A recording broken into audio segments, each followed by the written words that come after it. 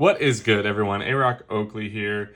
First deck tech video. This is a deck that I played a lot in set 2. I actually took it to a 1K in Massachusetts at the King's Court. Amazing shop in Mass. Great people, super fun. So this is the updated version for set 3. Talking about, let's get right into it. Let's talk about the units.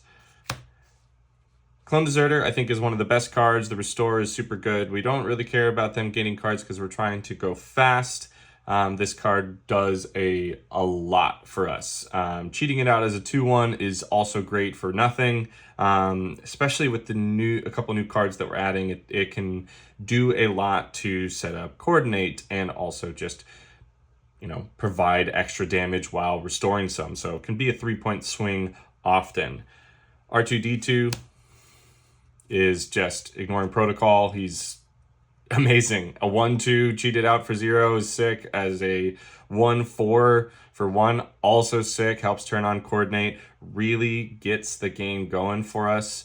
The first new addition is Soldier of the 501st.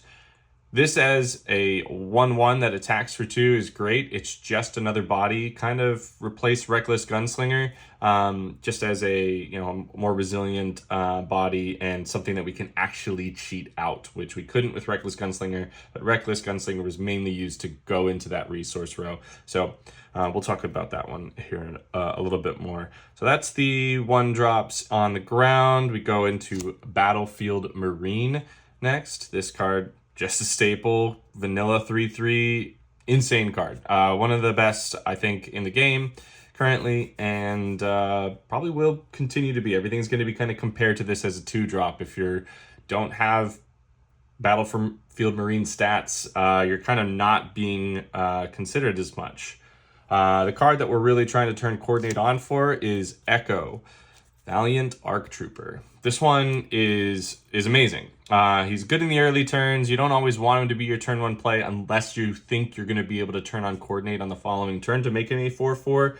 Since he is easy to trade into, he is really great in the late turns. You can cheat this out if you have Coordinate active. So you can come out as a 4/2 for 1 in the later turns and provide a great threat. Now, if they do handle Coordinate, he just dies on the spot. So keep that in mind when making your plays.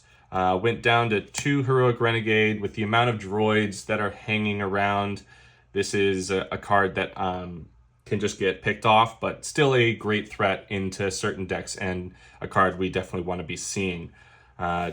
2 Sabine Wren. In a similar vein, it doesn't always trade super well. It does pop shields. It does a lot, kind of acts as pseudo saboteur. So Sabine still a fantastic unit that we can be playing on the ground. So those are our 1s and 2s. Those are all our turn 1 plays, multiple turn 1 plays on the ground. Moving up the curve, Admiral Akbar, just simply incredible removal. The Restore is really good, just like why we like the Clone Deserter. Admiral Akbar does a lot of heavy lifting in taking something out. A good ECL target in some situations as well. So don't sleep on that because it can deal the damage and then hit for 1. And sometimes that can be very, very relevant while restoring 1. Went down to 2 Cassian. This is kind of more for testing. I always love having this card. It's a good turn 1 play as a Battlefield Marine, but most often we want to be putting in our resource row to kind of bring him back so he can smack for 3 in the later turns as a 5 resource play. Super, super good. Echo Base Defender. I just felt like we needed, a way to clog up the ground. Sometimes he just immediately bites the dust, but it can soak up quite a bit of damage and is just a very relevant card. Plus, this dude hits hard. Echo Base Defender is sick. As an offensive threat, he's very, very good. So don't necessarily forget about that part of his text. He's not just on the defense. He can go on the offense. A new card as well that I think is insane is Hu Yang. Hu Yang with Echo is kind of wild because you can have a 6/6 on turn 2 if you played it right. Say you play Echo plus a R2 into Hu Yang on the next turn, and then you maybe even play a soldier of the 501st, or a clone deserter cheated out. Now you're looking at coordinates online. You have a 6/6, a 2/4 body on Hu Yang is not always going to be like super easy to deal with on turn 2, so that provides some pretty amazing threats. This line can feel like Maz did in the kind of swarming the board and going all in, so keep that in mind. But this is very, very good. I am off Maz, but I think she is a very good card and something I'm always considering with testing. But that is a pretty cool line. Hu Yang also just being put onto any unit is fantastic. So Hu Yang does work. A card that I think we need to be considering more in a lot of decks is Heavy. This might be my standout card from the set. If you have Coordinate active, he takes care of Boba. If you use Heroic Sacrifice on Heavy, he takes care of Boba. If you Hu Yang onto Heavy, he takes care of Boba and actually lives that time. Well, he wouldn't take care of Boba, only if you have Coordinate active, but I digress. Heavy, amazing card, really, really good. Demands an answer. He's a 4/4 for 4 with relevant text when he's defeated, and if he's allowed to kind of do what he does, he's going to hit the base for 6 pretty often, and that's a clock. So big fan of that one. And another amazing card in that 4 slot, K2SO. You know, Heroic Sac is 9 damage with Overwhelm. It's kind of, again, this is just a fantastic 4-drop, and the discard is super relevant. We've added a little bit more discard, which we'll get to when we get to space, but those cards all incredibly impactful for the deck. And yeah, on to some bigger drops. A new one, Clone Commander Cody. We're playing a single, kind of a silver bullet.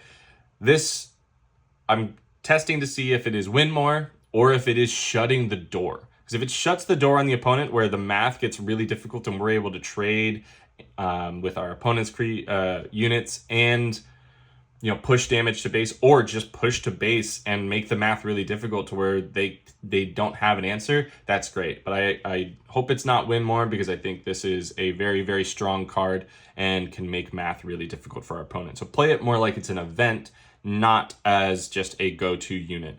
Can be used with ECL or Timely, so we're not too stressed on that. Poe Dameron, still an incredible card. We can cheat it out as a 6/4. And again, ECL, Poe handles Boba, even with armor if you have multiple cards in hand. So insane card. And then on to Wrecker. I mean, ECL Wrecker is still one of the strongest plays in Star Wars Unlimited, and I don't see it going anywhere anytime soon. So Wrecker does a lot of stuff, can be, you know, sometimes a 3-for-1, just very good. Wrecker's good. So this package is always really great. We're looking to kind of find these in the later turns. Often R2 is searching for us to have one of these at the ready, so we can kind of push and get into the later turns of the game. We are not as light, but definitely still light in space, but that's okay. Red 3, one of the best cards. This really pushes a lot of extra damage and, again, makes math awkward. Very similar to what Cody can do. This one does really well. You know, he doesn't work with Heavy and Clone Commander Cody, but we're not really worried about that. So that's keep that in mind when you're playing. Don't make those mistakes. But still just a fantastic space unit that, you know, if it's free to go to space and you can drop that down, you'll find that you close out games super, super fast because of Red 3. Very, very good card. Still high on Adelphi. A 4/4 for 4 in space is the floor of this card. That does nothing.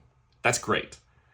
Now if you start action cheating, now if you have initiative, now if you play it on 5, now if you ECL it, okay, that's where the ceiling goes. It gets really, really strong. Adelphi Patrol Wing, one of the best space units in the game, full stop. I think that this card is great. Who doesn't love a dope X-Wing flying around anyways? My favorite Star Wars ship for sure, with the Millennium Falcon shortly behind. New card, that big thanks to Yoda Killer for turning me on to this one, the Senatorial Corvette.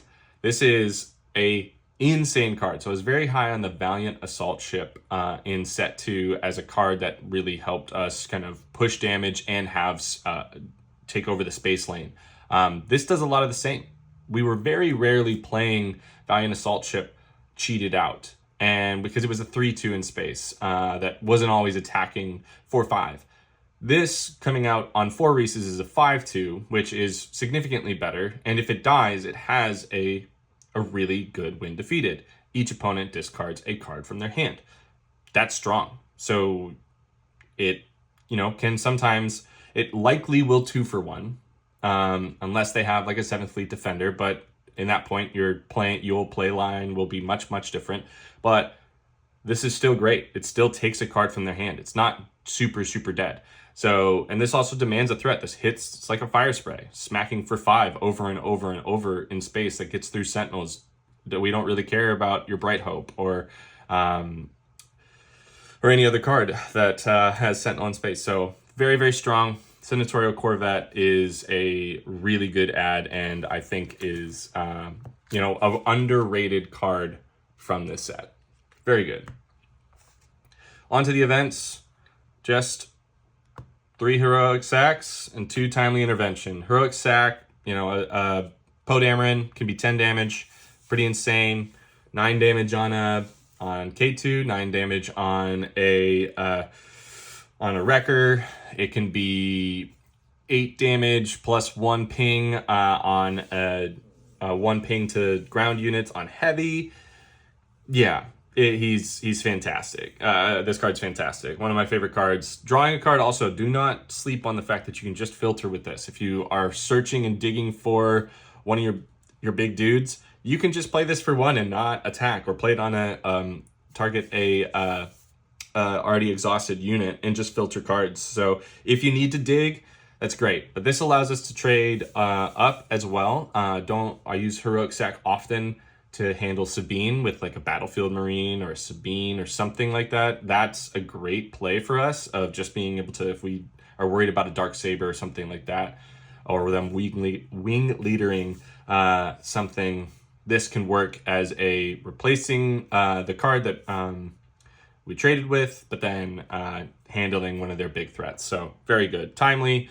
This could easily go up to 3, but we just want a couple extra ambushes. Don't be afraid to keep it in your hand, but it's generally pretty safe to put it into your resource row. So, crazy ambush, still one of the best cards we see very, very often.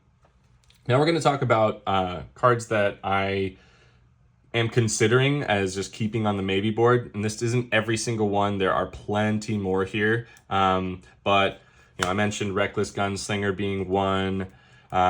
We used to play Fighters for Freedom. I still think this is a card we could consider. Saboteur is a very strong keyword. Plus the ping damage can do a lot. Tech is an option that might come in as a sideboard card, and I think can do a lot of heavy lifting, but that's if the games start going very, very long. So keep that in mind. Definitely a card to have in your, extra cards. IG-11 still can do work. Little less work since we're dealing with a lot of X1s now, because those are just going to die on the spot, but still a very valuable card that can do some heavy lifting. But I think the cards like Heavy just do a little bit more than this card currently. General Recon, if we go up in numbers of Echo-based Defender and Bright Hope, this is a card that I want to kind of slot into the deck as well. Maybe even to the main board, but that all depends on where the meta goes.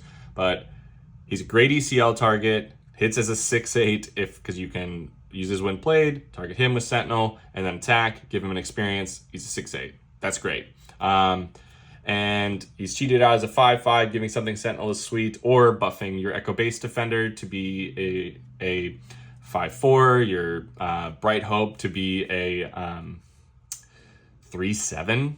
It's crazy. So there's a lot of play, and I would definitely keep that card as a strong consideration going forward.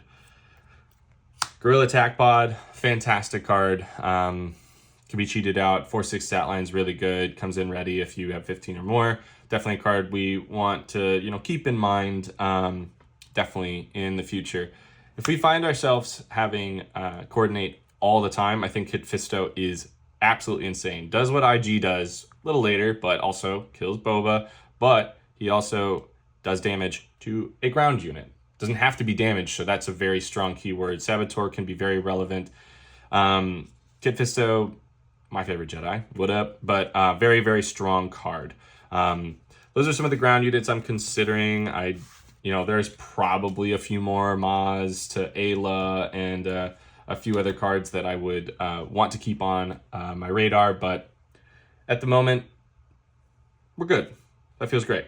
Green Squadron A-Wing is a card that we could also consider in space, but Disabling Fang Fighter should always be in your sideboard. You can cheat it out for 2, so it's just a bad confiscate at that point, but putting it as a space threat removes the shield of 7th Fleet Defender, and then also handles a Boba's armor, a Darksaber, and any other pesky upgrades you might be dealing with. So a great card if you're seeing upgrades. Bright Hope, as we mentioned with General Rican, this is a card we can use if bounties stay relevant. This is a great card, picking up your ground unit since we're so heavy in the ground space, or the ground arena. This is a great place to work and pick those up, draw a card, and get rid of those bounties. So Bright Hope is a card that I'm probably going to have in the sideboard and is a relevant card. 2/6 Sentinel can slow down a Fire Spray, can slow down a lot of cards in space. So definitely a very, very strong option. Keeping the Valiant Assault Ship as an option. I think the Corvette is simply just better, but definitely still like that card. Home 1 is great in the longer grindy games. It's generally been a 3 of in the side, so probably in that 2 to 3 of still. We can actually make use of Resolute since we can cheat it out even earlier, but this needed something else. But I think it's a card that we should have on our radar, which could be great if we're running into a lot of token spam decks. This could just come down hopefully decently early and just, slow them down quite a bit. But we'll see. Republic Defense Carrier is another one that I would also keep in mind. If we do swarm the board, this is a great, ship to drop in space, walls a Fire Spray, and does a lot of work. So, again, these are, I think, Home 1 is still just better than these two, and Bright Hope probably does a lot of the same things that this card is doing, but this one trades with them and is a beater. So keep that in mind. But Bright Hope doesn't die to take down or fell the dragon, where this one does die to fell the dragon. So that's just something to keep in mind. If we cheat it out, then it does die to take down. Again, just things to keep in mind when working on it. Like I said, Green Squadron A-Wing is a card we can also consider if we want to go with a higher space presence. As for other cards, if we actually do want to play Confiscate, we can. Choose Sides is a fantastic card, and Darksaber. 2 sides, we have a lot of cheap units that we can take something big. Darksaber onto Han Solo, or a random unit, if it's safe to go for it, can really threaten the game. And we do have a couple Sabine in there, so the buff can be relevant, but these cards are just good cards. I think Choose Sides is one of the best cards we want to be seeing coming in from our sideboard. Now, that's pretty much the deck. Don't forget, Han is a 3/6, continues to cheat actions, use ECL at the right times, learn the play lines of how you're going to use that ECL, but be smart with that. Couple of cards that I think we need to be aware of. And they're all in red right now, and I think there's probably plenty more, but these are a couple that came to mind when I was looking at cards. And be aware of these. Grenade Strike has potential to see a lot of play. This could 2-for-1 us very, very quickly, and it can be a pretty big blowout. So if you're against a red deck and you think they might have that, we'll see where the meta goes. If this starts seeing more play, that we might have to change up some of our lines because of that. Along with that, Bloodsport. We do go heavy into the ground space, but if we are cheating out a lot, this card can blow us out. So there are a couple ways to play around that, but at the same time, not much we can fully do. And then Bombing Run, very similar to Bloodsport and can handle our units very well. So if these start seeing an uptick, that's great. But we just have to change how we build if they do. So all great cards. to keep in mind and be aware of. Han Solo is easily my favorite leader in the game currently, and I think this does a lot. Being able to play stuff for cheap is so sick. So I have a Han Solo Cunning deck tech on the way. So if that's something you're interested in, or if you have any questions or have some cards that I probably missed, let me know in the comments below. And stay awesome, everyone. May the force be with you.